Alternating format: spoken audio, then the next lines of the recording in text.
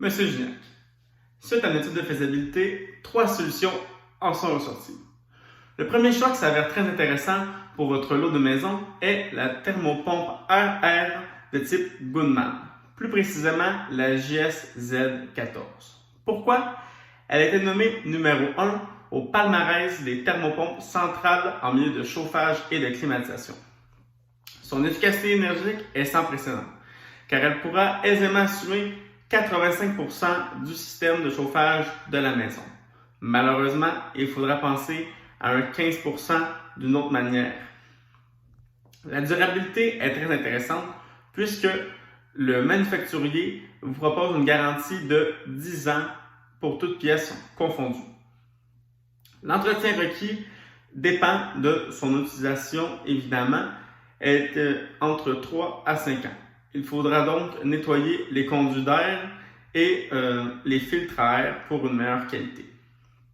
Le coût d'exploitation, en fait, le système Goodman vous propose de réduire vos coûts énergétiques de 50% comparativement à un système conventionnel.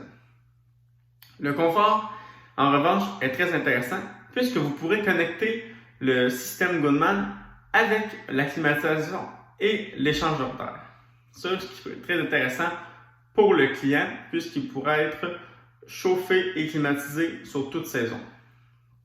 Le coût initial pour la thermopompe est de 4 495 $. Il faudra aussi penser pour toutes les conduits d'aération un supplément de 2 500 $, ce qui est un coût quand même assez important. Pour notre seconde solution est le foyer de masse. Son efficacité énergétique vous propose de 100% pour le chauffage de la maison. Par contre, il faudra penser à concevoir la maison avec le foyer de masse. Ainsi, il devra avoir des aires ouvertes pour que le chauffage puisse aisément se répartir dans la maison. Ce qui est intéressant avec le foyer de masse, c'est que puisqu'il emmagasine la chaleur, il pourra aussi en été climatiser la maison en gardant la chaleur excédentaire. Sa durabilité est sans précédent. En fait, le foyer de masse va autant durer de vie que la maison elle-même, ce qui est très intéressant pour vous. L'entretien requis, par contre, nécessite de venir récupérer la production de créosote qui se forme au fond du foyer, c'est-à-dire un ramonage de la cheminée. Par contre, normalement, une cheminée nécessite un ramonage à l'année. Celle-ci vous propose aux 5 ans. Pourquoi? C'est un peu comme votre four à la maison auquel vous êtes tout le temps en mode nettoyage, puisqu'il fait tellement chaud dans le foyer. Le coût d'exploitation, si nous pensons qu'une côte de bois au Québec coûte 80 $, nous avons estimé qu'il serait de 640 $ pour chauffer une maison, ce qui reste très raisonnable. Pour le confort, c'est très intéressant puisque la chaleur de la maison monte vers le plafond et ainsi va pouvoir venir aussi chauffer les planchers.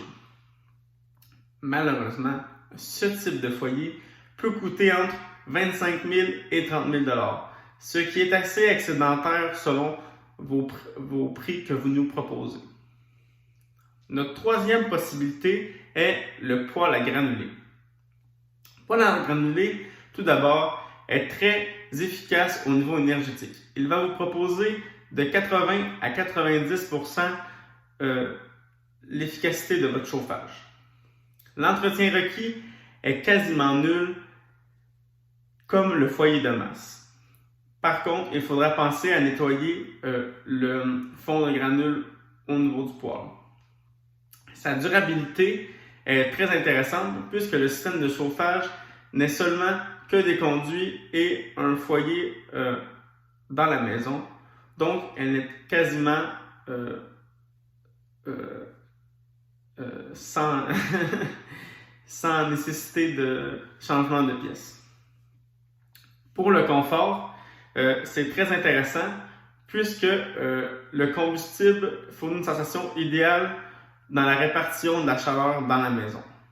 Les coûts d'exploitation, si nous pensons qu'un sac de granule coûte 4 $ pour 40 livres et que la maison comporte 260 pieds carrés, tout étage confondu, nous avons calculé qu'il vous en coûterait 600 $ annuellement.